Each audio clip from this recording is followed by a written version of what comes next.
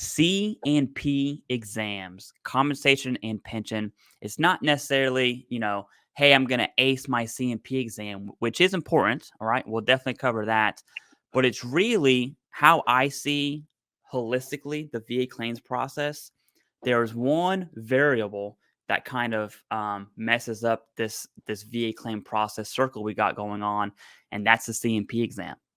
These are contracted out exams, and the contracting out of exams happened in the late 90s. I want to say 1996 was when C&P exams started being contracted out.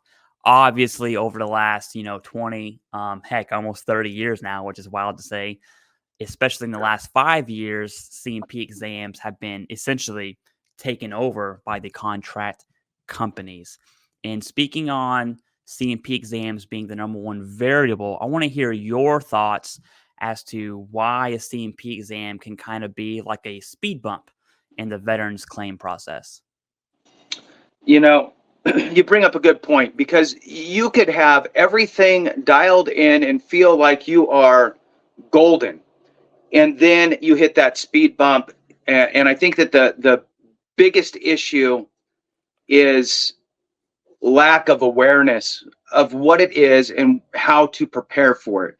I can't even count how many times I've either seen comments or in my professional life had questions on, well, what do I do for the C&P exam? How do I prepare?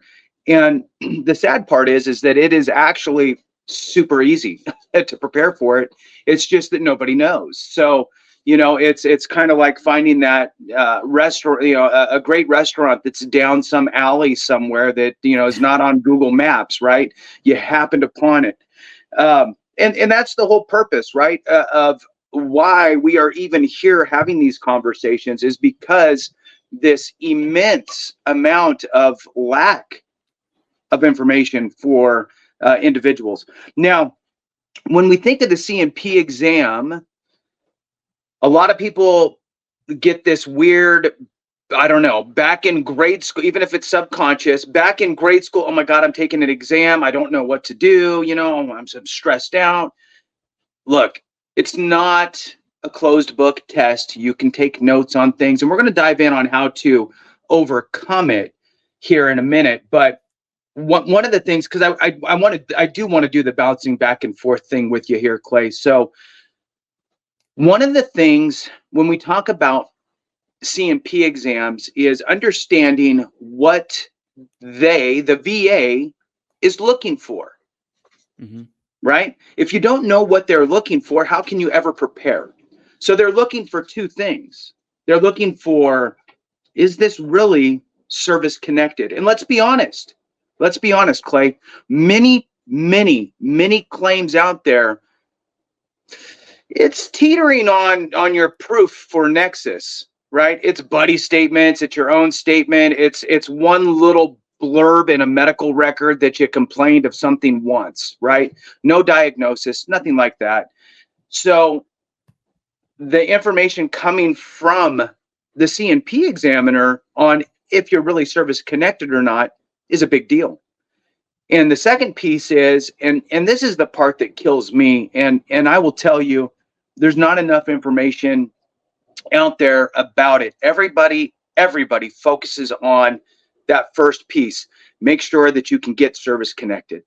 There's the second piece of the C&P exam, which is make sure you get the correct rating, because if you're supposed to be a 60% for GERD today, whatever we are, April of 2024, if you're supposed to be 60%, but for some reason you get a 0, you better understand you should have been a 60 and get that corrected, even if it's after the fact, ideally, right? Upstream, right, Clay? I mean, you'd want to have that all dialed in and be prepared.